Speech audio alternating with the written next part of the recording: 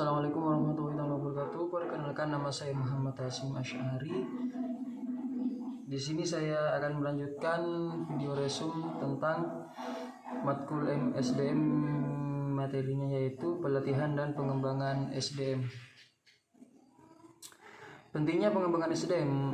Pengembangan merupakan suatu usaha untuk meningkatkan kemampuan teknis, teoritis, konseptual, dan moral karyawan sesuai dengan kebutuhan pekerja atau jabatan melalui pendidikan ataupun latihan. Pendidikan, peningkatan pengetahuan umum dan pemahaman atas lingkungan secara menyeluruh.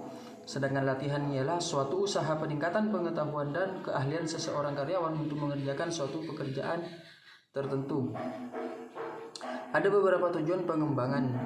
Yang pertama, meningkatkan produktivitas kerja. Yang kedua, meningkatkan efisiensi, mengurangi kerusakan, menghindari atau mengurangi kecelakaan, meningkatkan pelayanan konsumen, memperbaiki dan meningkatkan moral karyawan, meningkatkan karir, meningkatkan cara berpikir, meningkatkan kepemimpinan. Yang terakhir yaitu meningkatkan prestasi yang pada akhirnya berdampak pada peningkatan balas jasa ataupun gaji. Di sini ada skema pengembangan karyawan. Yang pertama, sifat, pengembangan pengetahuan. Yang kedua, proses pengembangan intelektual. Yang ketiga, metode, yaitu sekolah, ceramah, program pengajaran. Skema pengembangan karyawan. Yang sifat, pengembangan keterampilan, proses latihan ataupun praktek.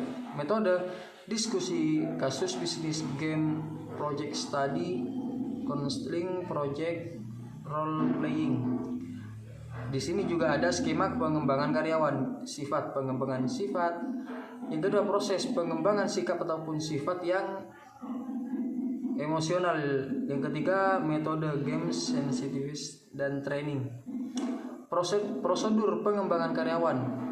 Yang pertama yaitu adalah penentuan kebutuhan, yang kedua penentuan sasaran, yang ketiga penetapan isi program, yang keempat identifikasi prinsip-prinsip belajar, yang kelima pelaksanaan program, dan yang terakhir yaitu ialah peningkatan pelaksanaan program.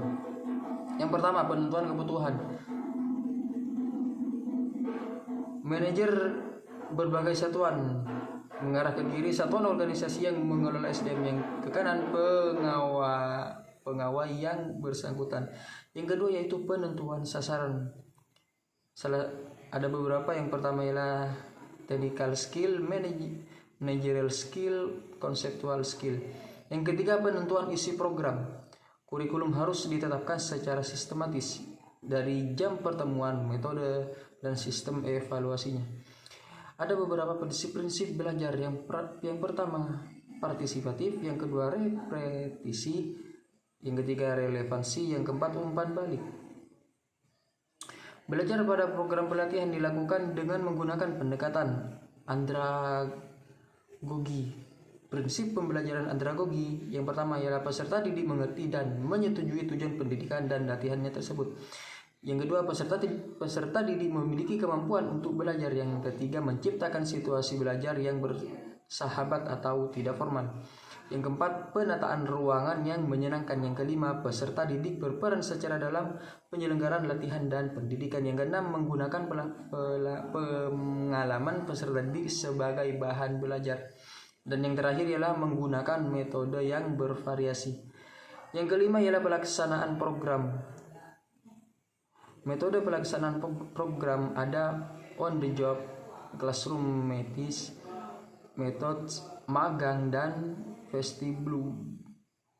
Yang keenam, penilaian pelaksanaan program, yaitu prestasi kerja karyawan meningkat, kedisiplinan meningkat, absensi rendah, tingkat kerusakan produk, alat dan mesin rendah, tingkat kecelakaan rendah, tingkat pemborosan bahan baku, tenaga dan waktu rendah, tingkat kerjasama karyawan meningkat, tingkat upah insentif karyawan meningkat. Lalu prakarsa karyawan meningkat, dan yang terakhir kepemimpinan dan keputusan manajer lebih bijaksana. Mungkin itu saja dari saya. Wassalamualaikum warahmatullahi wabarakatuh.